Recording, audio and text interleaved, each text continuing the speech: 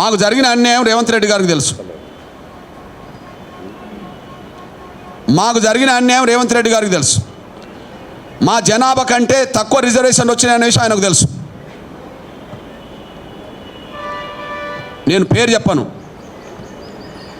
ఆయన శాసనసభకి వెళ్ళే ముందు ఒక 40 నిమిషాలు ఇద్దరు మా మాదిగ ప్రజలతో, మా మాదిగ ప్రముఖులతో మాట్లాడాడు.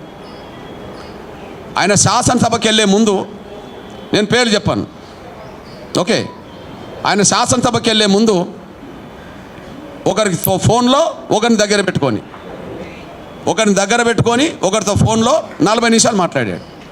ఆయన చెప్పిన విషయం ఏంటంటే, మీ జనాభాకు తగ్గ అవకాశాలు కొంత రావట్లేదు, కొంత తగ్గిపోతున్నమాట వాస్తవమే, కొద్దిగా మీరు సర్దుబాటు చేసుకోండి అని అన్నాను.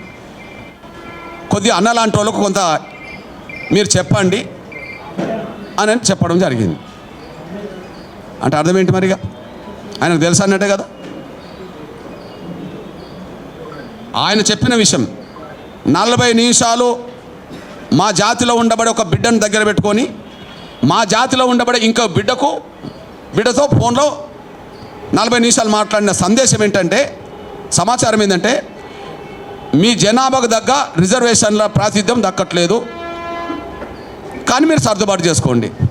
మా జనాభాకు తగ్గ రిజర్వేషన్ ప్రాతినిధ్యం దక్కనప్పుడు ఎవరికి ఇచ్చినట్టు? ఎవరికో ఒకరికి ఇచ్చినట్టే కదా. అంటే మాకు అన్యాయం చేసినట్టే కదా. మాకు అన్యాయం చేసినాం అనే విషయం నీకే అర్థమైనప్పుడు మేమేం చేయాలా?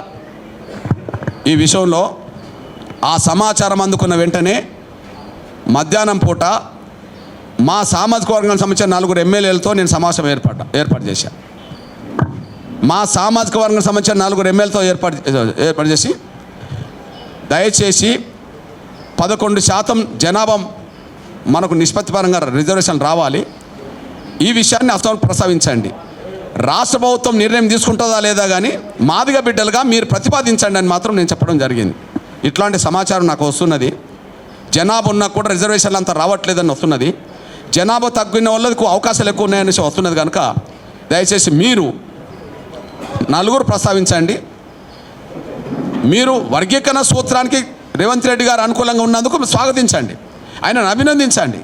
కానీ జనాభా నిష్పత్తి కంటే తక్కువ వస్తున్నందుకు మాత్రం మీరు సూచన చేయండి, తక్కువ రాకుండా చూడండి సూచన చేయండి. మాదిగ ఎమ్మెల్యేలుగా మాదిగ బిడ్డల తరఫున మాట్లాడిన వాళ్ళు అవుతారని చెప్పి నేను మధ్యాహ్నం పూట నేను చెప్పడం జరిగింది. బహుశా మరి వాళ్ళు ఆ ప్రస్తావన తీసుకొచ్చినట్టు కూడా నాకు అనిపించలే శాసనసభలో. నేనైతే చెప్పాను, నాకు 11 గంటల సుమారే నాకు ఆ సమాచారం ఉన్నది. నేను 1 గంట 2 గంటల మధ్యలో మా ఎమ్మెల్యేలను కూర్చున్నబెట్టి 4 మాట్లాడడం జరిగింది. ఇంకా ఈ విషయాన్ని అసెంబ్లీలో ప్రస్తావించే విధంగా చేద్దామని చెప్పి నేను మన బీజేపీ శాసనసభ్యుడు ఆదిలాబాద్ శంకర్ నేను ఫోన్లో మాట్లాడడం జరిగింది. తను ప్రస్తావించే సమయానికి స్పీకర్ టైం ఇవ్వలేదు. తను ఈ విషయాన్ని 11% రావాల్సిన మాదిగలకు 9% రావడం కరెక్ట్ కాదనే ప్రస్తావన వచ్చే సమయానికి స్పీకర్ ఆయనను కట్ చేయడం జరిగింది. నేను బీఆర్ఎస్ నేతలతో మాట్లాడదామనుకున్నా, వాళ్ళు కాంటాక్ట్లోకి రాలే. కానీ మా సోదరుడు ఎర్రోల శ్రీనివాస్కు చెప్పాను, దయచేసి మన నిష్పత్తి కంటే తక్కువ రిజర్వేషన్ వస్తున్నట్టుగా కనిపిస్తున్నది, దాన్ని మీరు వెంటనే పరిగణలోకి తీసుకొని కేటీఆర్ గారికో అక్కడ శాసనసభలో బీఆర్ఎస్ వాళ్ళు చెప్పానని చెప్తే, అన్న వాళ్ళు లోపల ఉన్నారు, నేను బయట ఉన్నాను చెప్పడం జరిగింది. కారణాలు ఏమైనా ఇది రేవంత్ రెడ్డి గారికి ముందే తెలుసు, మా నిష్పత్తి కంటే తక్కువ వస్తుందనే విషయం ముందే తెలుసు. ఆ ముందే తెలుసు కాబట్టినే తన దగ్గర ఒక మాదిగ ప్రముఖుని పెట్టుకొని ఇంకో మాదిగ ప్రముఖుడితో 40 నిమిషాలు మాట్లాడిండు. కాబట్టి స్పష్టంగా అర్థమవుతుంది, ఉద్దేశపూర్వకంగానే మా వాటా మాకు దక్కకుండా పోయింది అని. ఈ నేపథ్యంలోనే మేము గుర్తు చేస్తున్నాం. మించిపోయింది ఏం లేదు, లోపాలుంటే సరి చేసుకోండి.